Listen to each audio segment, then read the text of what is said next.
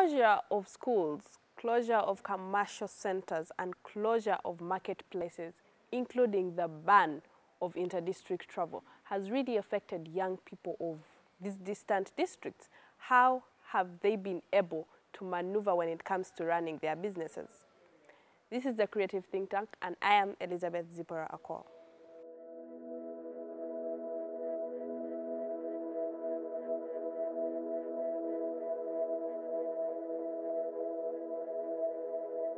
By names, I'm called Chanwat Vincent.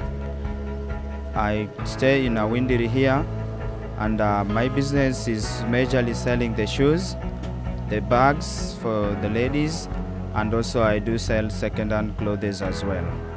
In this episode of a Creative Think Tank, we travel to Arua town to see how young people have maneuvered all throughout the COVID system and how they have strived to continue dealing with their businesses. Before the lockdown, the business was booming well. Like you can see, these are the sandal shoes that I'm sitting on. I used to bring like 3 bags, which I could open up and sell within a week. I find I need to order for another one. And business was doing on perfectly well because people were having the money. Even at times when students are going back to school, we could make a lot of money because we sell for them the shoes for schools, for the children, even adults, and also I do sell other safety shoes as well. I used to make a lot of money. Probably in a day I could sell like 300. The least I could get in a day maybe 200,000. But ever since the lockdown started, business have been really totally down. You find sometimes it's hard even to raise 100,000, which became very difficult, and everything turned on difficult because many people were not having the money to spend on such things. No more schools, so there is no way we could make a lot of money during the lockdown. But still, we kept on, and with persistence, we are still moving on, we are trying. But on better days during the lockdown, we could make like 50,000, which also kept us moving.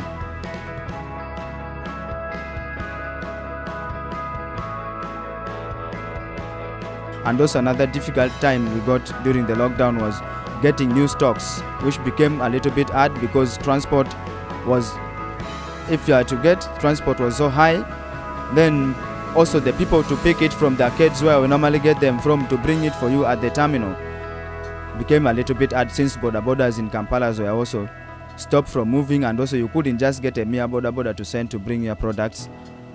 Since also they don't know you and you are here, you have to link up with some few people who are also afraid to go at the arcade to pick those items to bring it. It was really a little bit difficult for us to receive stocks. As you can also see as well here, my stock is very low. I'm just arranging, maybe now that they have opened, maybe I can get some time and receive more stocks from Kampala.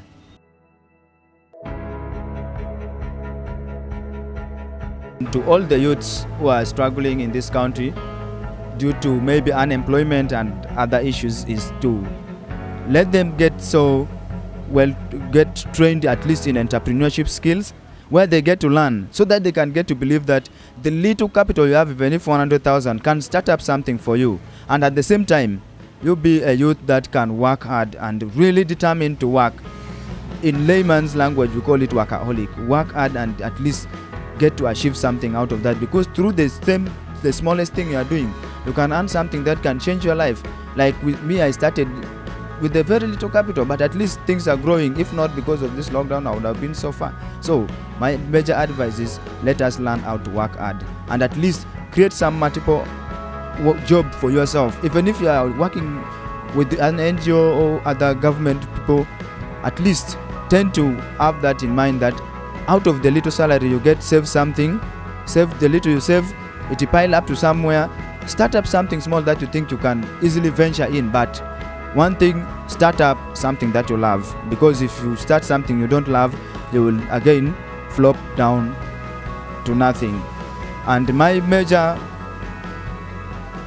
word to the government is, let them revise on the policy that they make. Like sometimes I will talk on myself, the major challenge I face here is when they are charging, like for the lenses, they look at the type of house you are using, like mine is metallic, then they rate you somewhere else regardless of what is inside the shop. So let them try to revise such policy. Let them give us some charge that is a little bit fair, so that we can afford. We afford and see how best we can really handle these things. Because if not, it's going to consume all our capitals, and even take away all the little we could make out of that. So government should really tend to work on that. Then still to my youth, let us not get discouraged. Let's work hard and let's remain firm to cut on whatever that is going on due to unemployment. Thanks. Thank you for watching this episode of the Creative Think Tank. Feel free to follow us on all our social media platforms. That is Faraja Television on Instagram, Twitter, Facebook, and LinkedIn. Don't forget to also subscribe to our YouTube channel, that is Faraja Television.